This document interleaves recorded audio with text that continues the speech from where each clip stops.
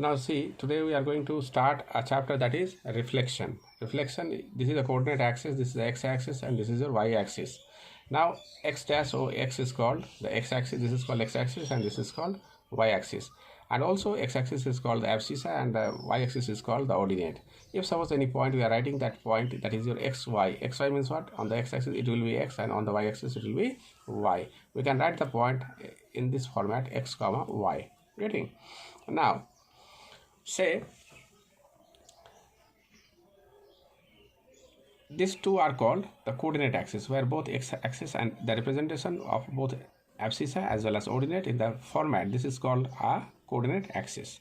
Now reflection of a point in x-axis, that means what? If suppose this is a point P, its reflection will be in reflection in x-axis is what? X-axis will behave as a mirror. X-axis will behave as a mirror. Like this, the reflection will be this one, and the point will become, this is your P dash. The coordinate of P dash will be x will be plus and y will be minus.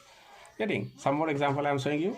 If suppose the point is 2, 3, in the x-axis, its reflection will be, the sign of x-axis will be same and y-axis will become interchange. It will be 2 minus 3. Similarly, 4 minus 1, then it will be minus 4 plus. If suppose this is your minus 4 minus 1, then it will be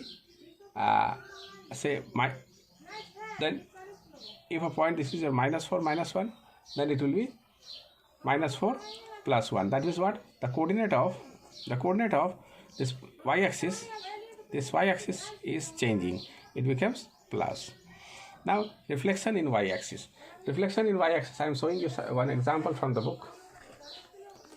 See here, reflection in y-axis, say a point 2, 3, then reflection in y-axis will be what? The coordinate sign of x will change. It will be minus 2, 3.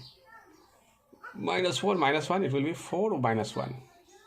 0, 5, 0, comma 5 will be itself its image, and this is called an invariant. This is called an invariant. Getting? Invariant means what? Invariant point means what? That point itself is a image, say, what we will call a point is called invariant point with respect to a given line if and only if it lies on the same line. Now say the reflection of a point pxy in line y equal to a. Y equal to a means what? Which is parallel to the x-axis. The coordinate of x will be same and the coordinate of y will change, minus y plus 2a. Minus y plus 2a. I am showing you one example. 4, 5. Then it a line is y equal to 2. Then what will write? 4 will remain as a 4, but the coordinate of y will change. It will be minus 5 plus 2 into 2, that is 4. And it will change and the coordinate becomes 4 minus 1. The reflection of the point minus 2 minus 3 lies in line y equal to 2. The point is what? Minus 2. Minus 2 remains the same, but the coordinate of y will change, 3 plus 2 into 2, and the point will become minus 2, 7. Getting? Now, like the same, some more examples are there. I am showing you one example from the book. See this example. I think you are getting this one properly. Okay.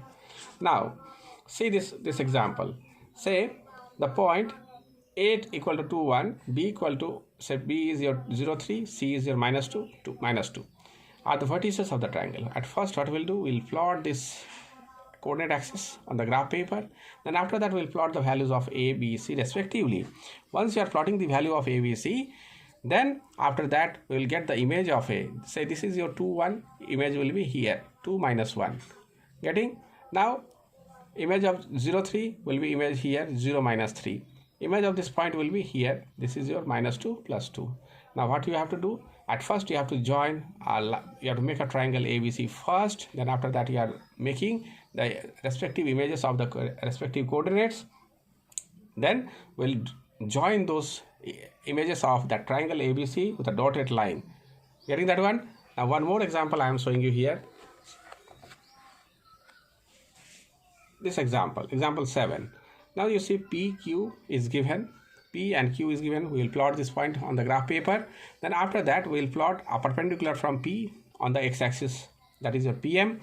Then after that we'll make a perpendicular from Q to the x-axis, that is your QN. We'll join this one. Then after that we'll join this NP. Then after that we'll join this QM. Now, one diagonal is there. That diagonal has to be drawn with a dotted line. Join this one.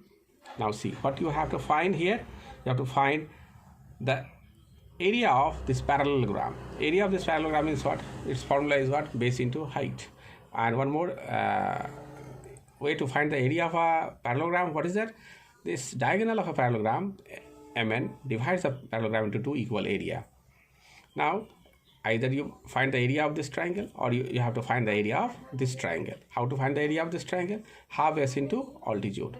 We'll use this formula and we'll get the area of the triangle. And the area of parallelogram will be twice the area of this triangle. Getting? Okay. Now, varieties of examples are given here in the book. Those examples are to be practiced nicely. Then after that, doing these examples, dear student, you have to complete the exercise 10 also. Any doubt, any query, you can tell me. I will correct your doubts.